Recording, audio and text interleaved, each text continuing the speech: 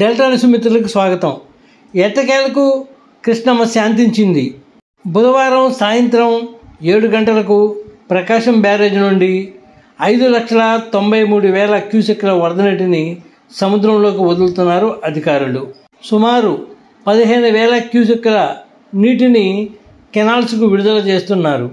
ఇక వరద ఇన్ఫ్లో తగ్గడంతో పులిచింతల ప్రాజెక్టు నుంచి 4,05,000 క్యూసెక్ల వరద నీటిని విడుదల చేస్తున్నట్లు అధికారులు చెబుతున్నారు. ఇక నాగార్జున సాగర్ ప్రాజెక్టు విషయానికి వస్తే 4,14,000 క్యూసెక్ల వరద నీటిని విడుదల చేస్తున్నారు. అలాగే శ్రీశైలం ప్రాజెక్టు విషయానికి వస్తే 5,38,000 క్యూసెక్ల వరద నీటిని దిగువకు విడుదల చేస్తున్నట్లు అధికారులు వెల్లడించారు.